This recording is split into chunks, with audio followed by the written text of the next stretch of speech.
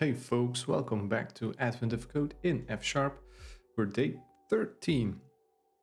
And again, I did a video on day 13, but halfway through, or 3/4 of the way through, I was messing up with off by one errors, left and right, and it was not very interesting. So I'm here to give you a summary of how I solved it rather than a live coding session, because I will spare you the swearing and the loss of patience.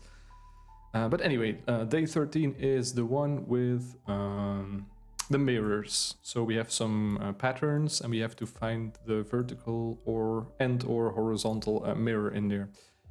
So for example, in this one here, there's a vertical mirror because everything you see on the right is reflected and is identical on the left. And you can have mirrors horizontal as well, so you can have reflections that reflect horizontally. And for part 2, it gets a bit more tricky, but not that much trickier. Then we have a smudged, so there's one pixel on our mirror, on our pattern, sorry, that changes from one to the other. And then we have to find another mirror in there. But the smudge can be anywhere, that's a twist. So the problem space gets way bigger, but the problem remains the same. So let's take a look at how we solved day 13 in F#. As you can see, I grabbed for array 2D again, the 2D matrix thing that has F# support. And this is the type signature, this bracket thing with a comma in between. This is the constructor function, so you give it a sequence of sequences and it gives you a matrix or a 2D array. And there's a lot of utility functions. We use a lot of them, so let's quickly go over what we did. So what I did was actually the stupid brute force approach. I did not do a lot of index mucking about to find my mirror images or to find whether something was a mirror image or not. I just literally took sub-matrices or sub-grids out of my grid, or sub-patterns, sorry, out of my patterns, flipped those around vertically and horizontally, and then compared left and right and top and bottom parts. So I did what I would do if I had a scissors and a piece of paper when solving this problem. So yeah, let's quickly go over it. So I already said that I used 2D arrays. This is my parser, which just takes a sequence of characters and returns the same thing, but in a matrix. There's not much interesting going on regarding to parsing. And then I have my scissors and my flips, or my horizontal vertical flip things. So I can split array 2Ds in all the vertical splits. So for every potential index of a vertical mirror, I split my original matrix into two matrices, one containing everything on the left and one containing everything on the right, as you can see here. So I iterate over all the potential columns that can have a mirror in. Is 0 even a valid position? Yeah, sorry. No, I don't think 0. Yeah, oh yeah, we always have one row to the left of the mirror, the vertical mirror, so, or one column, sorry. So yeah, this is correct. So what I do is I have a for comprehension here. I loop over all the potential locations of a vertical mirror, and then I just split the original matrix in two. And this is why I love array 2D for Advent of Code problems.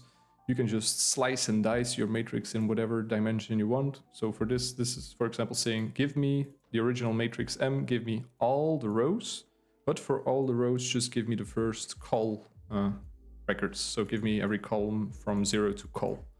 And that's pretty powerful. You can slice in any way you want. We do the exact same thing for horizontal splits, but then the indices change up a bit. And that's where I got super confused and super angry in my original video. Not angry, but I lost patience a bit. But yeah, this slicing thing is pretty cool, pretty neat, and pretty helpful for those slice and dice Advent of Code problems. So this is generating all the potential splits where a mirror could be, and then the left and the right hand side, or the top and the bottom side. And then we just need some other utility functions to flip a matrix on its x-axis, or horizontally, sorry, and vertically. And as you can see, we use another array 2D helper function called init. And if you look at the type signature here, it takes two lengths, which are the dimensions of the new matrix you want to initialize. And then it takes an initializer function that takes the row and the column as arguments and returns whatever the value at that position should be in the newly initialized matrix. So I just give it the original dimensions of my input matrix M. And then I say, okay, but instead of just copy pasting everything over, we do the same, or we keep the row index the same, but instead of taking the element at call, we take the element counting backwards from call. So that's how we flip vertically. And as you can see, horizontal flipping is almost exactly the same, except we keep the call the same and we start counting the rows from the last index backwards. So now we can flip matrices horizontally and vertically. We can split on horizontal and vertical potential mirror locations. And the last thing we need to do is, or the last thing I decided to do was, if I have a pair of those two split and flipped matrices, I want to have them of exactly the same size. So for example, in the examples you get here, you see that the first 3 rows are mirrored and the next 3 rows are the mirror image, but there's another 7th row or 4th row in that bottom part, and we don't really care about that. So this trim function I made just trims the 2 matrices to like the minimum width and height, whoa, that these 2 matrices have. So it's a bit more of the fiddly widdly index calculation stuff. And I think I count from 0 for one of them and I count backward for the other one. So I take the last n columns and the last n rows and not the first, because we're looking at mirror images, and the mirror, whatever you see to the right is like starting from 0. Whatever you see to the left of the vertical mirror, you have to count backwards. That's what this trimming thing is doing actually. And then, sorry. And then we get to the interesting part. We have all these little helper functions.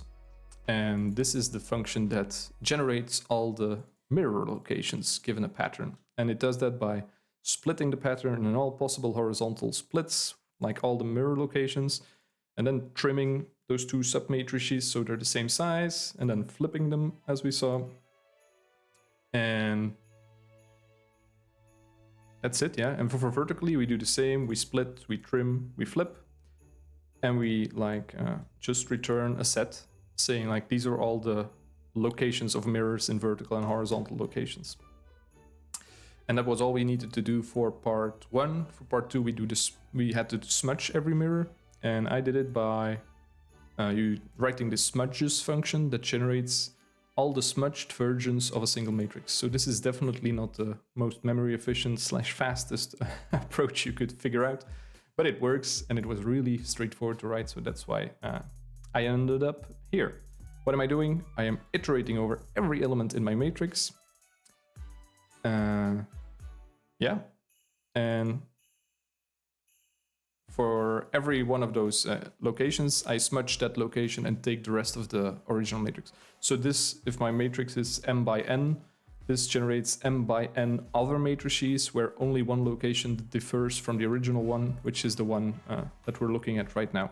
And I do that by using a map function. And here you see if the row and a column are the one I am currently iterating over, then I flip the value over there, and else I take the original value. So this is generating a whole lot of matrices where only one element has flipped or has changed from dot to this or vice versa.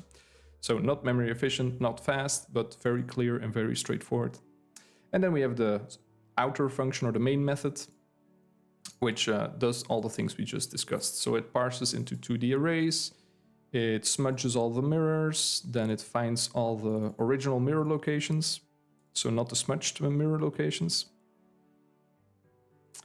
And then we find the locations of the smudged mirrors. So there's only one smudged mirror that will have a different, or there's only one mirror in all those smudged mirrors. And that's why you see a bit of set magic here. So the original problem gave me a result. The smudged mirror also gave me some results, and they sometimes contain the original result, sometimes they don't, but sometimes there's overlap, and that's why I decided to go with sets and doing a set difference here. So I always definitely have a different solution for every mirror, in one of the smudged ones than I have had in the original ones for part 1.